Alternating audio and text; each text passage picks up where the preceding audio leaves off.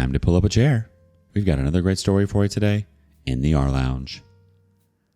At the end of the day, celebrating your milestones or protecting your peace means knowing that not everyone gets a front row seat to your life. Today in the rLounge, tough love isn't always pretty, but it's often the most honest kind, the kind that saves you before anyone else can. Up first, an absence spoke louder than any toast could have. Would I be the a-hole for going ahead with a wedding that my mom is violently opposed to?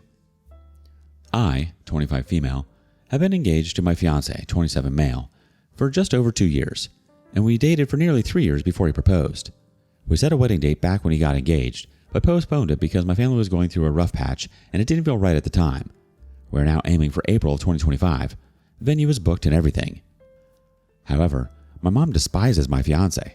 She says that he has warning signs of an emotional abuser. He is selfish and wants to keep me to himself, so that he is going to turn me into a helpless housewife to just pop out babies for his southern racist family. For clarification, I'm a kindergarten teacher currently pursuing my master's degree and have exactly 0 plans to have kids in the next 5 years, which he agrees with. He is an electrical engineer also pursuing a master's degree and does not agree with his family's conservative beliefs. She lives across the country and recently came to visit for a month. It ended badly. I mean, screaming fights, storming out of the house, and crying until 2 a.m., all of which culminated in me driving her to the airport 2 weeks early. She swears she will never step foot back in the state for any reason, and she refuses to be in the room with my fiancé or his family ever. Well, while she was here, I didn't get a chance to tell her that we are planning to go through with the wedding. Things are booked, etc. I fully intend to, but with all the fighting and turmoil, I didn't have a chance to.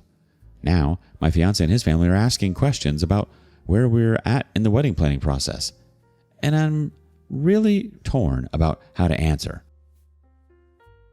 On the one hand, we could reschedule the entire thing and I could work with my mom to get her to agree to come. On the other hand, we could go through with the wedding, but I would have exactly 0 family members present. I desperately want my mom to be there, but I don't know if she'll ever come to terms with my fiancé's existence and importance in my life. And I'm not sure I want to keep postponing the wedding because she's not ready for me to get married yet. So would I be the a-hole if I did go through with it? Extra. My mom does have a TBI, which affects her emotional regulation. She's had the TBI since before I started dating my fiancé, so he never met her beforehand. Despite the brain surgery, she swears that she's being perfectly reasonable and that as an older woman who has dated a lot more than I have, just the one, and has known abusive men, that I should trust her implicitly and leave him. Info. Everyone has been asking, so here are some of the warning signs that she says are emotionally abusive. He wouldn't leave me alone with her while she was here visiting. She was referring to the fact that while we would talk in the evenings, he was always in the room because we talked in the living room of the small house where we live. Never mind that he literally stayed out of the house for 2 days so we could hang out together, just my mom and I. He does not encourage a strong bond between my mom and I. She means that he has not pushed me to go visit my mom and brother across the country, even when they needed help. My reasoning is that I don't actually want to go across the country very often, so even when he asks me if I want to, the answer is usually no. He is gay and using me as a beard. She was referring to the fact that years ago, before we even started dating, I made an offhand comment about how people thought that the new server might be gay. We worked in a restaurant with lots of liberal college kids, and straight people were the minority, so we kind of assumed everyone was LGBTQ+, unless told otherwise. I was obviously wrong, as we have been together for 5 years with no issues in the bedroom, and many conversations about the facets of sexuality. He encourages me to lie to her. I lied about going on a trip to Puerto Rico entirely by my own choice, and despite multiple warnings by him and my best friend that it would end poorly, it did end poorly, and she does not trust me anymore, which is a separate issue. But again, my choice to lie. He actively told me it was a bad idea, and I didn't listen. Update. So, an update. We got married. A lot of y'all told me to go through with it, and after a lot of thought, we did. When my mom left in October, we were in a bad place, and we were having a lot of really awful phone calls and screaming fights. I was desperate to do something, and I finally found a therapist who helped me process some of the things that happened between my mom and I, and my role in things. In the months leading up to the wedding, my mom continued to scream at me over the phone and make threats about choosing him or her, and how she hoped I wasn't the kind of girl who got rid of her family to please a man who would end up leaving her anyway. She was downright hateful.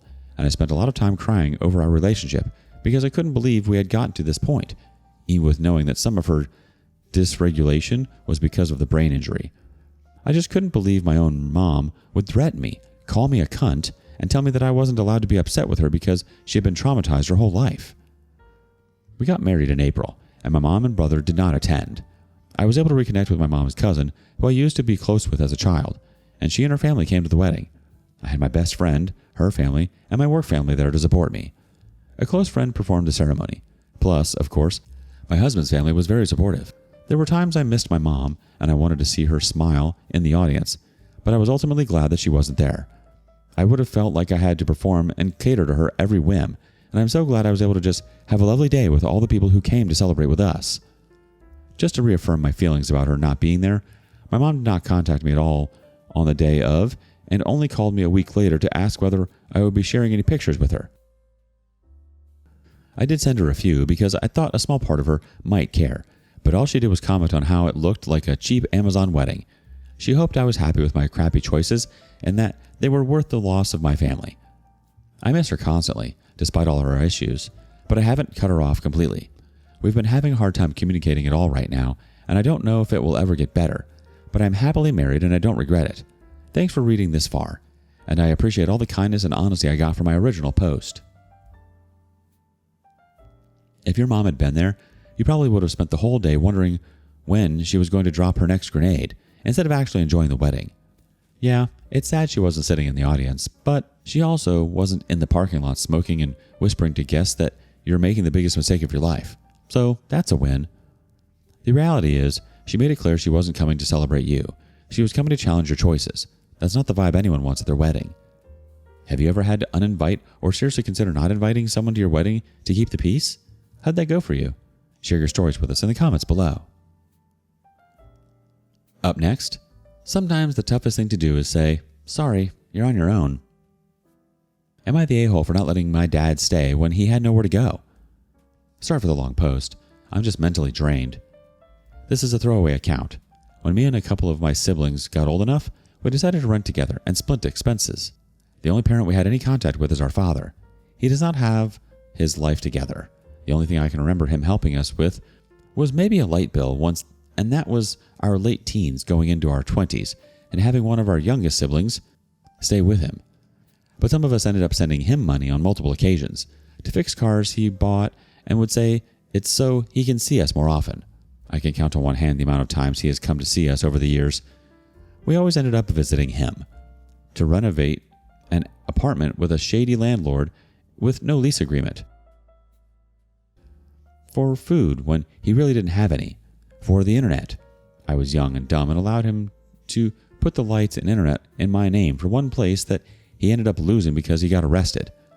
I ended up having to pay the balance he left behind. Always saying how he misses us but does not put in any effort to see us.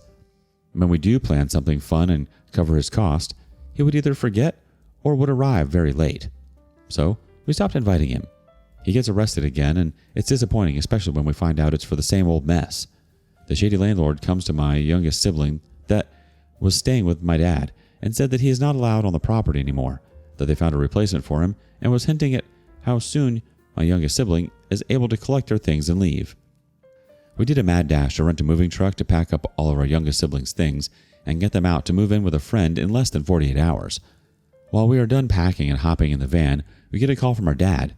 He was released and was cracking jokes and downplaying the whole situation. Once our youngest sibling got situated in their new place, we tried to get back to our normal life, still getting calls for money. At one point, he calls one of us, hinting that he may have to come stay with us. He was told that we are not comfortable with that. Our leasing office has a zero policy with what he was arrested for, and that could have us evicted if they found out. I also believe in my heart of hearts that he stole from our youngest sibling before. Am I the a-hole? I have moments where I feel like I made the right choice. Anytime we have a crisis, we solve it on our own. We didn't ask him for help because we knew he was not reliable.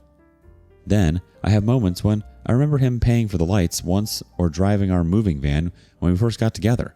We were young and didn't have experience driving trucks at the time. But then I remember all the money that was sent and how we clearly helped him out more monetarily than he has done for us. And I'm just tired of feeling like I'm responsible for him. but I still have the sadness of him not having his life together. Let's see what the community thinks. First up, not the a-hole. You're not obligated to let the crap show that is your bio dad's life sink yours. Next thought, you're not responsible for him. I could tell you stories of relatives and people I know for clarity, but the bottom line is you have helped him in the past and you can't do it anymore because it will be your detriment. And people like this don't care. They will take and take and take and take until you're just as miserable and broke but as they are. One more thought, not the a-hole. It's very difficult to stand up to a parent who drains you like a vampire. It's normal to still crave their affection, but please protect yourself and don't let him take advantage again. To which the OP replies, yeah, especially after my youngest sibling's money went missing when they were saving for a trip we all wanted to take. I don't trust him. We grew up poor, like lights getting shut off, having to get food from the pantry. We are a little better off than we were when we were young. Rent and lights always paid on time. Still a struggle, but not as bad as before. To this point where we decided to make sure that we go on vacations, putting the trip a year or 3 ahead and saving slowly over time and doing payment plans with each other often to make up for not having any as kids. So when a couple of $100 cash went missing from my youngest sibling, that was doing overtime and budgeting to afford to go, makes me look at him a certain way. Update. It has been a while since I posted and wanted to thank all of you for the words of encouragement and letting me know that I was doing the right thing and wanted to give an update. Here's a link. We were able to find a place and have our youngest sibling move in with us. We are getting in the swing of things. It's a bigger place and it's nicer than the place we lived in before. None of us really talk to our dad anymore, but we answer some calls here and there. We stayed firm on the fact that we were not comfortable with him staying with us. He moved and got a job that pays decent and has a baby on the way. A few of us were upset when we heard the news. I was able to get emotionally to the point where I don't want to get involved at all with that, but I hope he does right by the kid. Right now, we are just focusing on ourselves, thinking about making new traditions, celebrating future holidays, and planning trips that we really didn't get to have when we were growing up. You're definitely not the a-hole here, OP.